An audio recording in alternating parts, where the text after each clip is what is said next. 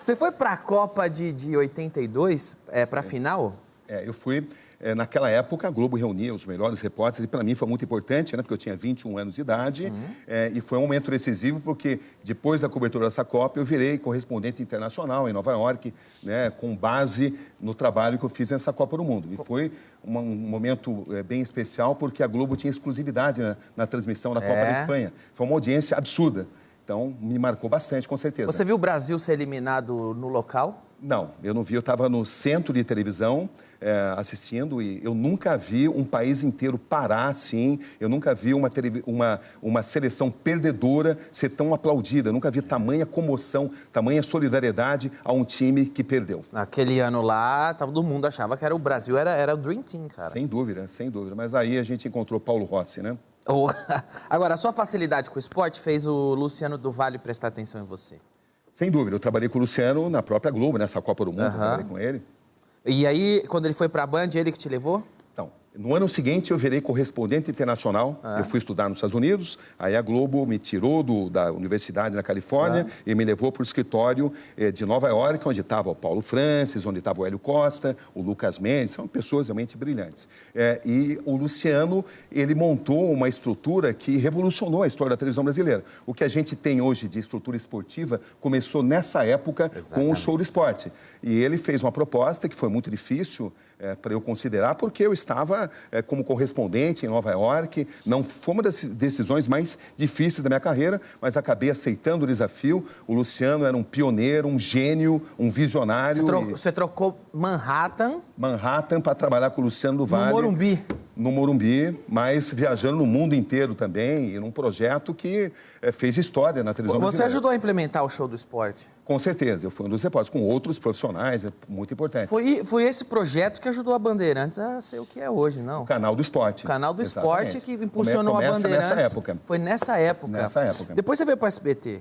Depois eu vim para o SBT, virei diretor de esportes. Eu montei a equipe que cobriu a Copa do Mundo de 1990, contratei... Mas o SBT tinha direitos da Copa? Na Copa de 90 ele tinha o direito, a Copa na Itália. Foi uma das poucas Copas que o SBT conseguiu os direitos. A gente ficou em segundo lugar na audiência com uma equipe fantástica. Foi a época do Amarelinho? Santana, época do Amarelinho, boa memória. Tinha o Amarelinho, o Silvio Luiz veio para cá. Isso, exatamente. Era o Luiz Alfredo, não, o Silvio Luiz, ele veio depois. Era o Luiz Alfredo, foi o Ivo Morgante, João Carlos Albuquerque. O Amarelinho foi implementado na sua época? Orlando Duarte foi implementado nessa época. Foi o Pelégio que inventou o Amarelinho? Foi o Pelégio que inventou o Amarelinho, que depois foi meu cinegrafista também. No Iraque, passou perrengue comigo. Vamos falar já do Iraque. O Pelégio é o diretor artístico aqui, inventou o Amarelinho, que vocês estão vendo agora. Nós temos nosso próprio Amarelinho também, toda a época da Copa, como vocês estão vendo aí. Mas então, você que ajudou a implementar isso. Agora, a SBT tinha direitos de transmissão de esportes nessa época? Tipo boxe? Eram momentos raros. Como essa Copa do Mundo foi de tal forma bem sucedida, o Silvio pensou em fazer um programa enorme de esportes aos sábados, mas faltando 2 semanas, ele desistiu da ideia. Mas, mesmo assim, marcou muito na época, né? Porque a gente conseguiu uma audiência que ninguém esperava que fosse conseguir. Exato. Pela falta de tradição da emissora. Exato, o SBT não tem tradição em cobertura esportiva. Ou pouca, né? Pouca. Tem pouca. Mas não impediu que esse trabalho de 90, onde o Amarelinho tinha grande destaque, os locutores eram muito bons, a Ivo Morgante, o Luiz Alfredo, tinha Orlando Duarte, tinha, enfim, uma equipe fantástica. A equipe de comentarista era fantástica, né? Era Leão, Sócrates e Tele Santana. Você que trouxe todo mundo? Todo mundo, exatamente. Junto com o Luciano Calegari. Né? Sócrates e Tele Santana e Leão, demais. Eram rivais que representavam facções diferentes. Demais. Né? Exato. O Sócrates e o Leão eram antagônicos na democracia corintiana. Exatamente. E exatamente essa diversidade é que representou o sucesso. Agora, uma coisa que marcou pra mim aqui foi o dia que você entrevistou esse cara aqui, ó. No contato pessoal, você é uma pessoa muito dócil. No ringue, você se transforma em um lutador extremamente agressivo. Como é que acontece essa transformação? You know, it's funny because all fighters are like that. You know what I mean? It's funny. More aggressive than everybody. I know, but all fighters are like that. Jack Dempsey, most fighters I know are just nice guys. You know what I mean? They're very naive and very gullible, and that's how come everyone takes advantage of them. But most fighters are the nicest people I ever met. Você sabe que ele me deu 3 vezes entrevista, né? O Mike Tyson? Eu fiz uma relação muito boa com ele nessa entrevista que você viu aí. Ó, só para vocês se situarem, hoje o UFC é muito popular, todo mundo conhece os lutadores, mas na época que eu era moleque, nessa época que a gente tá vendo aí, o boxe era muito mais popular. todo mundo parava para ver o boxe e o Mike Tyson era tipo o Pelé do boxe. Demolidor. O Demolidor. Ninguém tinha acesso ao Mike Tyson. E o Cabrini foi lá e entrevistou o Mike Tyson, você disse 3 vezes? 3 vezes, porque eu fiz uma relação. Ele sempre teve a reputação de ser uma pessoa muito agressiva, mas, na verdade, ele é um cara dócil. Diz que você saiba como lidar com ele. Ele é um cara muito amigo, mas que desconfia das pessoas porque ele não pôde estudar, ele era facilmente enganado e ele desenvolveu uma desconfiança em relação às pessoas. Mas quem ele sentia que o tratava com respeito, ele era absolutamente dócil, contradizendo tudo aquilo que se pensa dele. Essa leitura vem de pesquisa sua ou vem de um feeling que você, como jornalista, aprendeu a ler as pessoas? Você vê a pessoa e já manja qual é a dela? Danilo, a maior característica, a maior qualidade que um repórter investigativo tem que desenvolver é se colocar no lugar da outra pessoa. É você pensar sob a perspectiva da outra pessoa. É assim que você consegue vencer resistências, é assim que você consegue fazer matérias reveladoras. E eu tenho algumas técnicas que eu não abro mão também, né? Eu nunca levo anotação. Porque se eu levar anotação, eu vou perder o olho no olho com o entrevistado.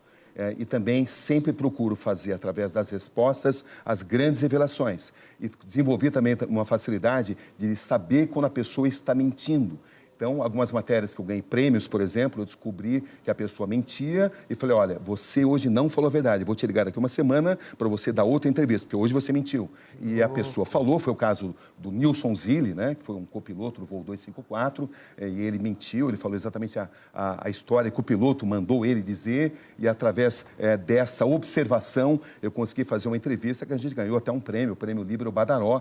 Enfim, mas são qualidades, a psicologia que você desenvolve no exercício, né? Eu tenho facilidade em saber o que a pessoa está pensando através da linguagem corporal. Se você move um dedo, se você move o nariz... Fica parado aqui, você está me lendo o tempo inteiro aqui. Você sabe o que a pessoa está pensando. É o seu método. É o meu método e você também precisa... ter um controle mental muito grande, é como se você fosse um comissário de bordo, né? Porque o repórter investigativo não pode jamais discutir com o entrevistado. Você precisa manter a sua compostura, o seu equilíbrio, você vai fazer as perguntas mais difíceis, às vezes o entrevistado vai te ofender pessoalmente. Já aconteceu com você? Já aconteceu, com toda certeza. Você já perdeu a cabeça com alguém? Por mais que você saia teve preparado, você é um ser humano. Teve uma única vez, que era uma matéria sobre um contrabandista brasileiro, que ele me ofendeu e eu acabei respondendo à altura. Mas naquele dia eu consegui aprender que eu jamais poderia repetir isso. Então, você tem que fazer como se fosse um comissário de bordo, né? A pessoa chega, o passageiro chega para o comissário de bordo e vai tocar em você, vai estar bêbado, vai te ofender moralmente. Você vai falar assim, passageiro, por favor, queira retornar ao seu assento, sem alterar sua voz. Quando você faz uma entrevista, você não pode jamais se alterar. E você precisa também identificar o tom que você vai usar. Muitas vezes você tem que usar um tom mais firme, mas você tem que ser mais rigoroso. Outras vezes você nem fala, você apenas faz um movimento com o olhar, porque é o momento em que a pessoa está contando tudo para você. Isso você só vai desenvolvendo ao longo dos anos, mas isso tem sido determinante para eu conseguir fazer tantas matérias.